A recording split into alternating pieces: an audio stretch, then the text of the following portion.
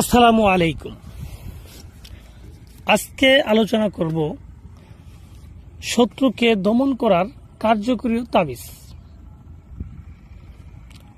যে তাবিজটা প্রয়োগ করলে শত্রুকে দমন করা যাবে বা শত্রুকে ধ্বংস করা যাবে, এরকম একটা তাবিজ নিয়ে আলোচনা করব।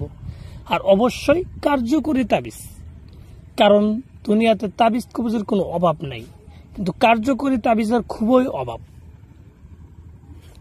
কারণ দেখা যাচ্ছে আপনি একটা শত্রুকে দমন করবেন বা শত্রুকে শাস্তি দিবেন, এর জন্য আপনি নিজে অনেক তাবিজ কবজ করছেন, কোনো রেজাল্ট হয় নাই। পরিশেষে বিভিন্ন কবিরাস্তান থেকে দিয়ে করাইছেন হাজার হাজার টাকা দিয়ে, শুধু একজন না অনেকেরই দিয়ে করাইছেন, তারপর আপনার কোনো চুল পরিমাণ রেজাল্ট হয় নাই। তো সেটা কিন্তু কার্যকরী তাবিজ না। তো কার্যকরী তাবিজ কিন্তু সেটাই যেটা দিয়ে একবার করলে কাজ হয়ে যাবে, আপনার বারবার করতে হবে না, আর কোনো কিছু করতে হবে না। অনেক ক্ষেত্রে বিভিন্ন কবিরা যারা ফতোয়া দেয়, বিভিন্নভাবে আপনাদের বলে যে শরীর বন্ধ, বাড়ি বন্ধ, হ্যান বন্ধ, ত্যান বন্ধ, বিভিন্ন সমস্যা। প্রকৃতপক্ষে কিন্তু আসলে তা না।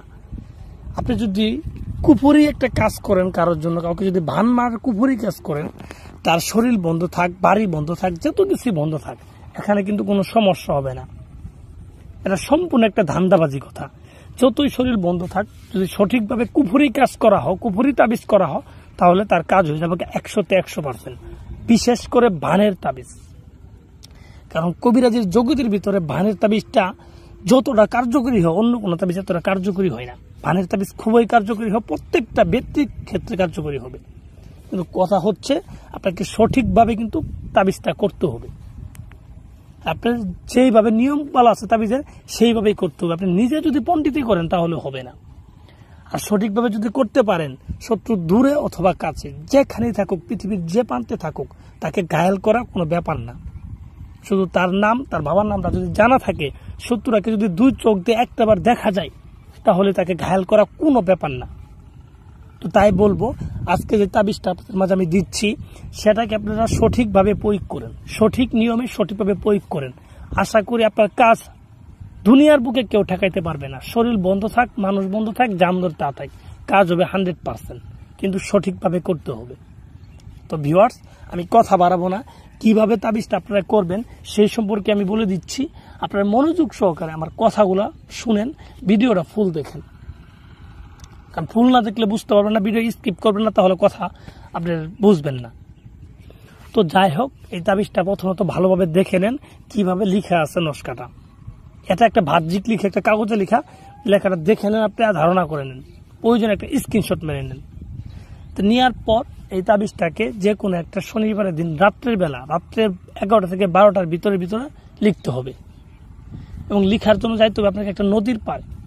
নদীর পাড়ে গিয়ে আপনার দক্ষিণ দিক মুখ করে আসন সাজাবেন, সামনে মোমবাতি, আগরবাতি এগুলো ধরাই নেবেন। ধরাই নেওয়ার পর আপনাকে একটা মাটির হাঁড়িতে, মাটির যে হাঁড়ি কিনা যায়, নতুন হাঁড়ি কিনে আনবেন, সেই হাঁড়িতে আপনার শ্মশানের কয়লা দিয়ে, ঠিক আছে, এই হাঁড়িতে এই তাবিজটা লিখতে হবে। 2টা হাঁড়ি নেবেন, 2টাতেই শ্মশানের কয়লা দিয়ে এই তাবিজটা লিখবেন।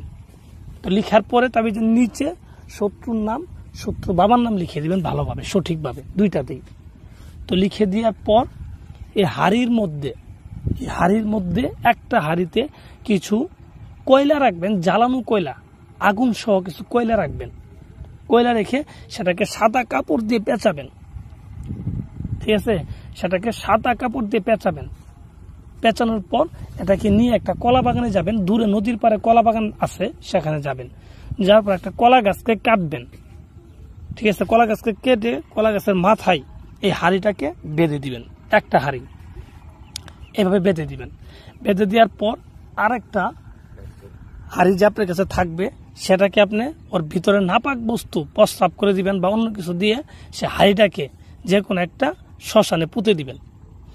এইভাবে 2টা হাঁড়ির কাজ যখন সম্পূর্ণ করতে পারবেন, আশা করি সর্বোচ্চ 1 থেকে 2 দিনের ভিতর আপনার সম্পূর্ণ কাজ একদম কমপ্লিট হয়ে যাবে।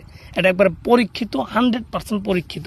কিন্তু এই কাজটা খুবই ভয়ঙ্কর, কারণ এখানে যদি আপনি ভয় পান, তাহলে আপনি নিজে ক্ষতিগ্রস্ত হয়ে যাবেন।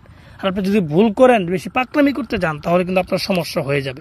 সেই ক্ষেত্রে কিন্তু কোনোভাবে আমি দায়ভার নিব না, কারণ সম্পূর্ণ দায়ভার আপনি নেবেন। আর একটা কথা বলি, যেহেতু এটা কুফরি কাজ, সেহেতু এটা আপনাকে কিন্তু সঠিক জায়গায় করতে হবে। আপনার প্রকৃত শত্রু যে, তার জন্যই করতে হবে। অযথায় যদি আপনি করেন কোনো মানুষকে হয়রানি করার জন্য, এটা আপনি বিপদগ্রস্ত হবেন।